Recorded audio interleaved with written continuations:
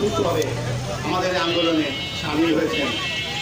আপনারা জানেন যশোর জেলা ক্রীড়া সংস্থার অ্যাডহক কমিটিতে ফ্যাসিস্ট কাজী ইনাম আহমেদের নাম অপসারণ করেছে। কিভাবে অপসারণ করেছে? একটা দক্ষ সংগঠক যারা বিভাস হালদারের নাম বাদ দিয়ে বিনা কারণে বিনা অপরাধে কোনো কারণ না দেখিয়ে তার নাম বাদ দিয়ে কাজী ইনাম আহমেদের নামটা এখানে স্থলাভিষিক্ত করেছে। আমরা যেটা তীব্র নিন্দা জ্ঞাপন করছি এবং জোর প্রতিবাদ জানাচ্ছি তার এই নাম এখান থেকে অপসারণ করবার জন্য। আপনারা জানেন একটি ব্যক্তির বিরুদ্ধে যশোর জেলা ক্রীড়া সংস্থার যশোর ইতিহাসে কখনো এরকম হয়েছে বলে আমার দেখা নেই, আমার জানা নেই।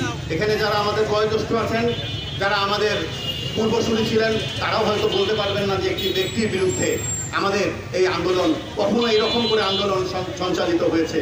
আমরা কোনো কাজী ইনাম আহমেদ ব্যক্তি ইনাম আহমেদের বিরুদ্ধে আমরা এই আন্দোলন করছি না। আমরা আন্দোলন করছি একটা ফ্যাসিস্ট, একটি অদক্ষ অযোগ্য সংগঠকের বিরুদ্ধে, যে কিনা পেছন দরজা দিয়ে জেলা ক্রীড়া সংস্থার এই পদে আসীন হয়েছেন এবং বহু অঙ্কের টাকার বিনিময়ে উনি এই জিনিসগুলো করতে সক্ষম হয়েছেন।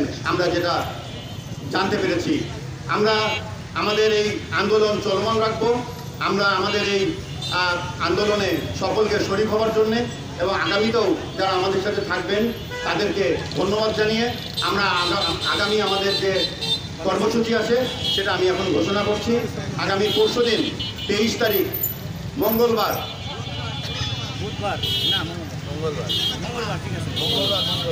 আগামী 23 তারিখ মঙ্গলবার সকাল 11:30টার সময় জেলা প্রশাসক মহোদয়ের নিজস্ব দপ্তরের সামনে আমরা অবস্থান কর্মসূচি ঘোষণা করব, অবস্থান কর্মসূচি পালন করব।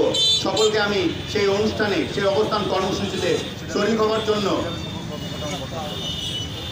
সেই কর্মসূচিতে সকলকে আহ্বান করছি আমি উপস্থিত থাকবার জন্য।